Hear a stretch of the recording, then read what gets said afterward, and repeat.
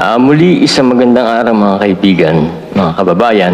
Tatalakayin naman natin ngayon ay tungkol po sa pagbabalik loob sa Diyos na makapangyarihan sa lahat. Napakahalaga nito mga kaibigan sapagkat marami na nga tayo napapakinggan na marapit na ang paghuhukom. Tayo magbalik loob na sa Panginoon, magsisi sa ating mga kasalanan, pang tayo'y makasama sa pagliligtas na gagawin ng Diyos dito sa mundo. Ngayon, umpisahan natin sa ganitong tanong. Bakit ba kailangan nating magbalik loob sa Panginoon?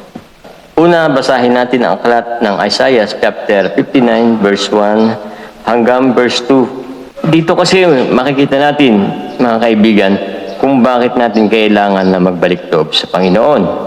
Ito, basahin natin. Isaiah chapter 59 verse 1 hanggang verse 2. Narito, ang kamay ng Panginoon ay hindi umiksi na di makapagligtas, ni hindi man mahina ang kanyang pakinig na di makarinig, kundi pinapaghiwalay ng inyong mga kasamaan kayo at ang inyong Diyos, at ang inyong mga kasalanan ay siyang nagpakubli ng kanyang mukha sa inyo upang siya'y huwag makinig. Mga kaibigan, meron po palang nangyaring paghihiwalay ng tao at ang Diyos dahil sa kasalanan. Nagmula pa ito nung panahon pa ni Adan at saka ni Eva, na dahil sa kasalanan ay napahiwalay ang tao sa Diyos. At yan nga ang dahilan mga kaibigan kung kaya kailangan natin magbalik loob sa Panginoon. Kaya ngayon, gumawa ang Diyos ng paraan para tayo makapagbalik loob sa Kanya. Isinugo niya ang Kanyang anak na si Jesucristo na Panginoon natin. Dito po sa aklat ni Juan, chapter 14, verse 6, ano ang sabi ng Panginoong Hesus dito? Sinabi sa kanya ni Jesus, ako ang daan at ang katotohanan at ang buhay. Sino man ay di makaparoroon sa Ama, kundi sa pamamagitan ko. Mga kaibigan, wala tayong paraan na gagawin para tayo makapagbalik loob muli sa Ama, sa Diyos sa langit. Kundi si Kristo lang ang tanging daan. Siya ang mediator natin. Para mas mabilis nating maunawaan, mga kaibigan, mga kababayan, dadaling ko kayo sa isang paliwanag na panglaman. Alam niyo kasi mga kababayan, mayroong mga pangyayari dito sa mundo na parallel sa spiritual world. Kagaya ng halimbawa niyan, pagbabalik loob ng mga NPA at saka ng mga rebelding grupo sa pamahalaan. Alam nyo, hindi naman yan basta-basta nagbabalik loob eh. Meron yung mediator. May mga kumakausap dyan. Hindi direct sa Pangulo nakikipag-usap yan. May mediator yan mga kaibigan. Kaya gaya ng ating Panginoon Jesucristo, siya po yung namamagitan sa Diyos at sa tao pagka magbabalik loob. Sa pamamagitan lang ng ating Panginoon Jesucristo, tayo makapagbabalik loob sa Diyos. Sapagkat siya yung mediator. Siya yung pinahirang tagapagligtas na pwedeng mamagitan sa tao at sa Diyos. Kagaya nga ng mga nagbabalik loob na NPA at mga rebelde, na may mediator din sila, mga kaibigan. At pagka naisipan ng mga rebelding grupo na magbalik loob sa pamahalaan, sinasamahan sila ng mga mediator na yon patungo sa opisina ng pamahalaan, patungo po sa opisina ng presidente, at isinusuko nila doon yung kanilang sarili. Isinusuko nila yung kanilang mga armas, sinusuko nila unang-una siyempre yung sarili nilang pagkatao. Ganon-ganon din po mga kaibigan, lalapit tayo sa Panginoong Jesucristo. Pag magbabalik loob tayo sa Panginoon Diyos, lapit tayo sa Panginoon, manalangin tayo sa Panginoon Jesucristo dahil siya lang ang tanging daan, ang tanging tagapamagitan natin sa Ama.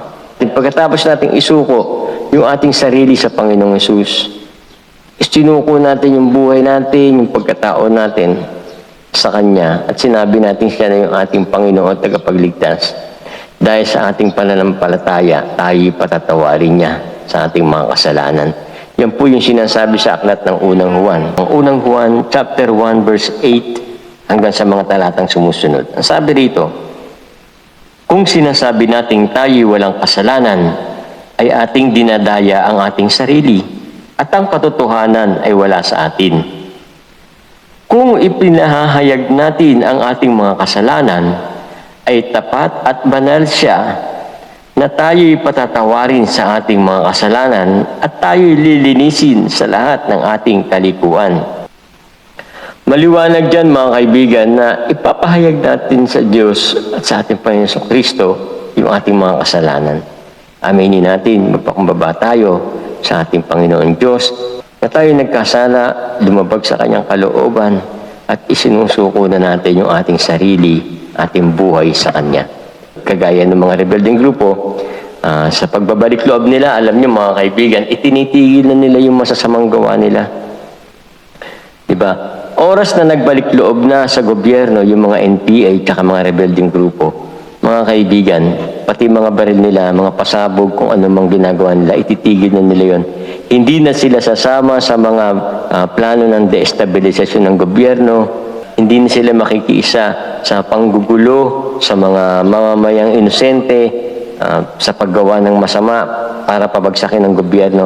Aalis na sila ron. Iiwan na nila yun pag nagbalik loob sila sa gobyerno. Ganun-ganun din tayo mga kaibigan. Pag nagbalik loob tayo sa Panginoon, sunuko natin yung ating sarili sa Diyos.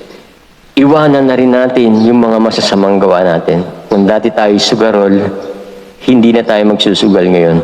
Kung dati tayo mga lasenggo, hindi na tayo maglalasing ngayon.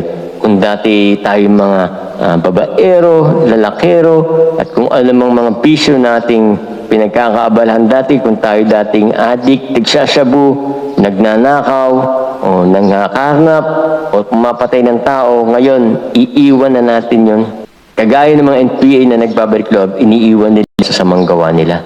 Ganyan po ang tamang pagbabalik loob sa Diyos na dapat nating magawa, mga kaibigan. 360-degree pag-alis at pag-iwan doon sa mali nating ginagawa. At pagharap naman natin ngayon sa panibagong buhay na ibinibigay ng Diyos sa atin. Buhay na may kabanalan at naayos sa Kanyang kalooban. Kasi mga kaibigan, alam nyo, pag yung NPA, halimbawa, nagbalik loob na sa gobyerno, pagkatapos nila magbalik loob, ay gumagawa pa rin sila ng pangbobomba. Nakikisangkot pa rin sila sa mga destabilisasyon para pabagsakin ng gobyerno sa kabila ng kanilang pagsuko ng kanilang sarili. Tapos nakikipag-ugnayan pa rin para sila sa mga tao na gusto pang pabagsakin ng gobyerno. Ang tawag doon mga kaibigan, pagtataksil. Pagtataksil ang tawag doon. Kaya kapag tayo, halimbawa, sumuko na sa Panginoon, nagbalik loob mga kaibigan, kasabay nito yung pagbabagong buhay. Kasabay nito yung pag-iwan natin sa ating mga kasalanan. Huwag na natin babalikan yun. Kasi pag binalikan pa natin yung mga kaibigan, ang tawag na doon, pagtataksil sa Diyos. Pinagtataksilan natin ang Panginoon. Eh, hindi naman natin madadaya ang Diyos, mga kaibigan, na sasabihin natin tayo nagsisisi tapos hindi tayo magbabago. Alam natin na tayo hindi perpekto, na hindi natin magagawa sa isang iglap na tayo maging banal, sa isang iglap na mabago agad ang ating buhay. Pero alam natin sa tulong at awa ng Diyos, magagawa natin magbagong buhay. Ang sabi nga sa aklat ng Kawikaan, ang matuwid ay nadarapa na makapito, subalit bumabangon na makapito. Si Pedro may kahinaan, pero bumangon siya nung siya'y nadapa. Tayo may kahinaan at hindi perpekto, alam ng Diyos yun. Sa tuwing tayo nagkakasala, nalapit lang tayo sa Panginoon Diyos. Hingi tayo ng tawad upang lagi tayo makabangon muli at patuloy sa paglakad hanggang sa tamuhin natin yung buhay na gusto ng Diyos na marating natin. Hindi kailangan natin maging perpekto sa ating sarili sapagkat ang Diyos ang gagawa nito para sa atin. Ang kailangan lang natin gawin, maging totoo tayo sa ating pagbabago. Maging totoo tayo sa ating puso, nakahandaang sumunod lagi sa Panginoon at humingi ng tawad sa tuwing tayo nadadapa at muling bumangon at lumaban muli sa ating laban ng pagpapakabanal. Kaya nga sabi sa Apokalipsis, hayaang ang banal ay magpakabanal pa, hayaang ang matuwid ay magpakatuwid pa. Yan po ang ating gagawin, mga kaibigan. Magiging totoo lang tayo sa ating sarili. Hindi natin dapat isipin na maging perfecto kaagad kasi ang Diyos ang gagawa nun sa atin. Hindi natin kaya sa ating sarili na maging perfecto. Ang gagawin lang natin, mga kaibigan, maging totoo tayo sa ating sarili, maging totoo tayo sa ating pananampalataya, maging totoo tayo sa ating mga ginagawa, sa ating puso, na tayo handang sumunod sa Diyos, handa nating ipasakop sa Diyos ang ating buhay, handa nating isuko sa Kanya ang ating isip, ang ating puso, ang ating buong pagkatao upang patuloy na sumunod at manatili sa Kanyang kalooban. Ganito, mga kaibigan, panalangin natin lagi ang ating mga sarili. Natulungan tayo ng Panginoon, napuspusin tayo ng Kanyang Espiritu para makaya natin ang bawat hamon sa araw-araw nating buhay. Pagpalain naman tayo ng Panginoon Diyos at patuloy na sumati ng Kanyang Espiritu